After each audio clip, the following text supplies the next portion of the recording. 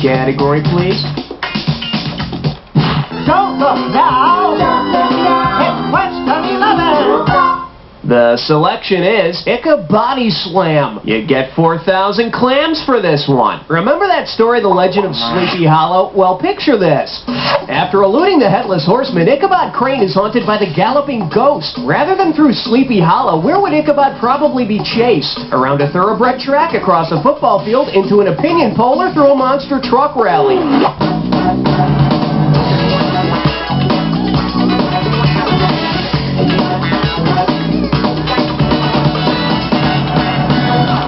Go for it!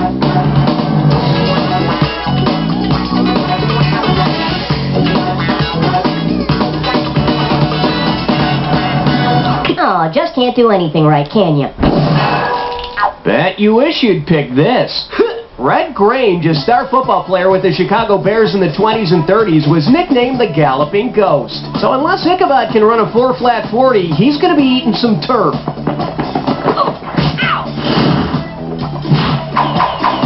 Okay, I need a category. I'm getting a reading of 12. Over. May I introduce Keep It Simpson, stupid. Hello, we're talking $6,000, so pay attention. Let's see how you handle this one. If an episode of The Simpsons ended with Homer Simpson meeting the same fate as Homer Simpson in the Nathaniel West novel The Day of the Locust, what would happen? He'd drink himself to death at Moe's Tavern, he'd try to assassinate Mayor Quimby, he'd take it on the lam with Lisa, or he'd be attacked by a Springfield mob. In The Day of the Locust, Homer Simpson is attacked by an angry, rioting mob. But as we all know, The Simpsons is a children's show. That means no violence. Okay, pick a category.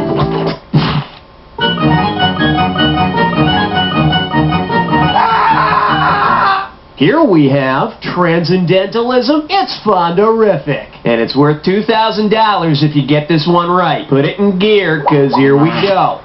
If a sequel to On Golden Pond were filmed called On Walden Pond, what scene might you see in the film? Dabney Coleman bonding with Coleridge, Katharine Hepburn calling Saki old poop, Henry Fonda and Jane Austen sucking face, or Jane Fonda and Henry David Thoreau fishing? Special delivery, have some bad news for you. Let's take a look at the right answer. You might see Jane Fonda from On Golden Pond fishing with the author of Walden, Henry David Thoreau, living in the woods with man's bare essentials, food, shelter, and a couple of workout tapes. I need a category.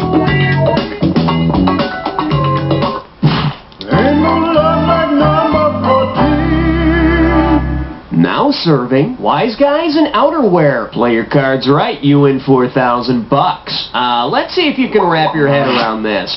When did Al Capone need a Chicago overcoat? When it rained, when he went to jail, when he had sex, or when he died?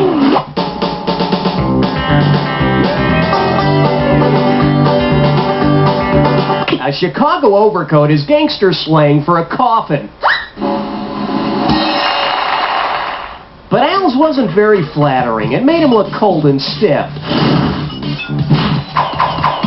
All right, hit me.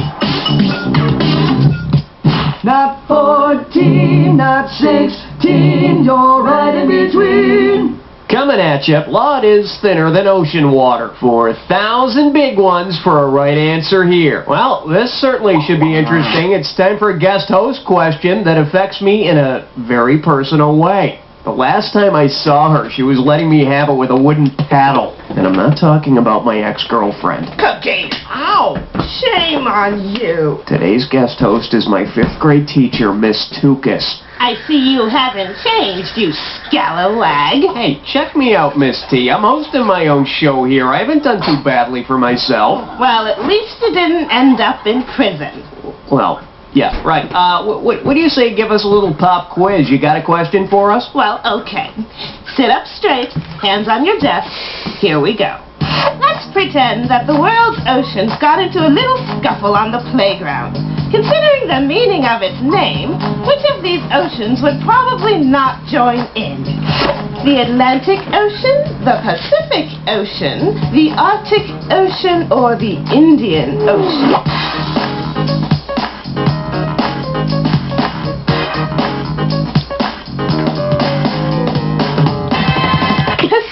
means to be peaceful. You see, since it's called the Pacific Ocean, it would be peaceful and not want to fight. Hey, good job, Miss Tukas. I'm telling you, you haven't lost your touch. No, just my teeth. Okay, thanks for sharing. Okay, bye-bye. Well, bye, Miss Tukas. How's Miss Tukas? Okay, let's get back to the game. Okay, I need a category. Uh-oh, Elmer Fudd Dime Store. It's time for a quick refreshment. Take a look at your gibberish category. Those grapes are bad seeds. 10,000 bucks if you move fast on this gibberish question. All right, as soon as you know the answer, buzz in, because I'm taking away some cash every second and a half. Okay, get ready to buzz in and type. With what common phrase does this rhyme? Dine on a rotted vine.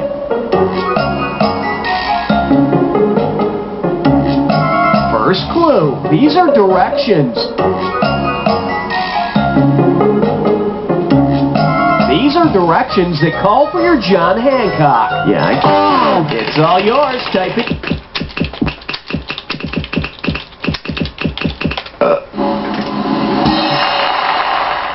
I usually just play connect the dots. You know, it's kind of fun.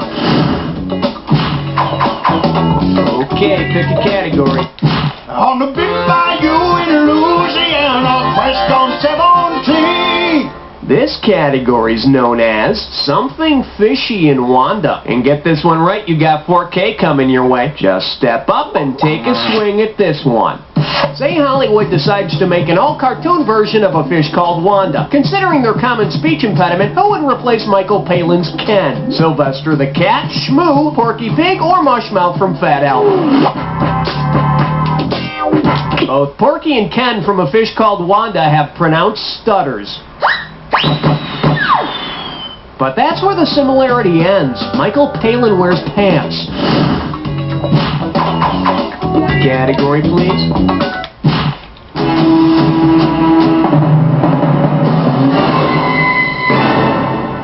Shake hands with. Letter 24 plus question mark equals X plus Y. Better wake up, there's 6,000 bucks at stake. Hey, remember the movie Stand and Deliver about the math teacher who inspired his unmotivated students? Well, look at what one of the kids carved into their desktop.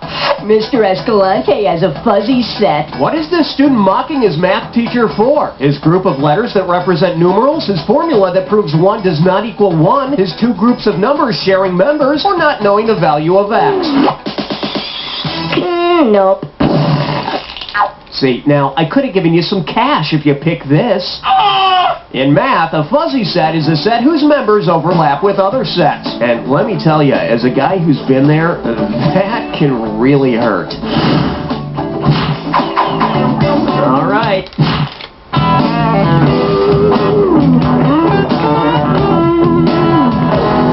This little number's known as, so you kiss your mother with that mouth? $2,000 says you don't know this one. Okay, imagine you're in a sports bar and you overhear this guy trying to pick up some woman.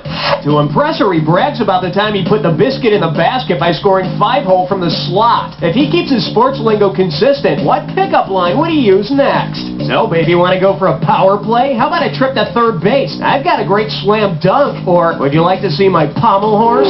Just like a power play, 5-hole the slot and putting the biscuit in the basket are all common hockey expressions. And of course, if he also mentions he once got 2 in the box for syphilis, well, that's not hockey anymore. I need a category.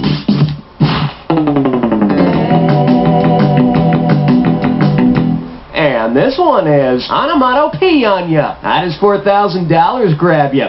I said onomatopoeia. Which of these slang terms for urinate is not an example of onomatopoeia? Leak, piss, whiz, or tinkle?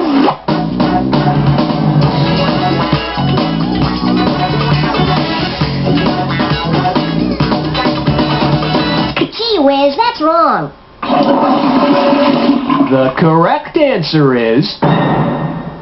An onomatopoeia is a word that sounds like the thing it's describing, like tinkle or whiz. See? Very good choice for an answer. On a scale of 1 to 10, I'd say you're an 8. Okay, pick a category.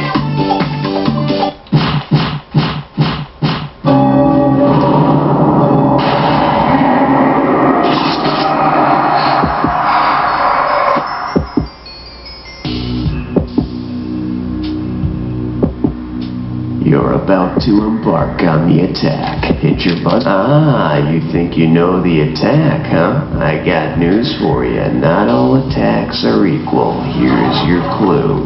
What am I supposed to do here? If you listen to the damn directions, maybe you'd know. Well, too late now.